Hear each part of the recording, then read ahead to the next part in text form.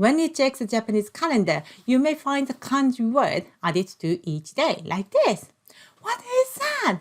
It is called Rokuyo. In this video, I'll show you mysterious Japanese tradition. Okay, let's start. あすか先生の日本語道場。こんにちは。あすか先生です。Hi, I'm Asuka Sensei, your Japanese teacher. Today I'm talking about Rokuyo. Rokuyo shows the fortune meaning for each day. The concept was imported from China around the 14th century. It is still widely used in Japan. If you buy a calendar in Japan, you can find Rokuyo on it, like this. So let me show you what each word means. There are 6 types. The first one is Sensho.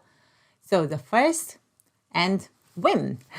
So it means so morning is good, but the afternoon is not good. Okay, so if you plan something, do it in the morning. The next one is Tomobiki. The first kanji character means friend, and the second character means poo.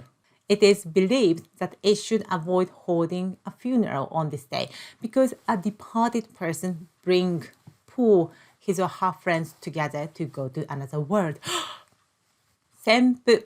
It means morning is not good, but the afternoon is okay. You can see the first loose. Yes, so it means morning is not great. Next one is butsumetsu. The first kanji character means Buddha, and the second character means extinct. So bad luck day. It means even Buddha is disappeared. And next day is Taian. It is the luckiest day for all 6 types. Most people hold wedding day on this day. So the first kanji character means big, and the second kanji character means peaceful. Even a Japanese cabinet is often formed on this day. And the next one is Chako, red mouth. It's a bad luck day. Only midday is slightly better. Among all 6 types, Tomobiki, butsumetsu, and Taian are commonly known. Today we've learned Rokuyo in Japanese calendar. We Japanese still use Rokuyo to choose the day for funeral or wedding based on Rokuyo.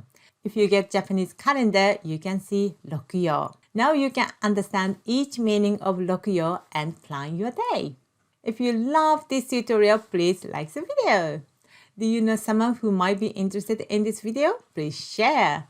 If you're interested in learning authentic Japanese, please subscribe to my channel and turn on the bell mark. You can get a notification when I upload a new tutorial. Thank you for watching. See you soon. またね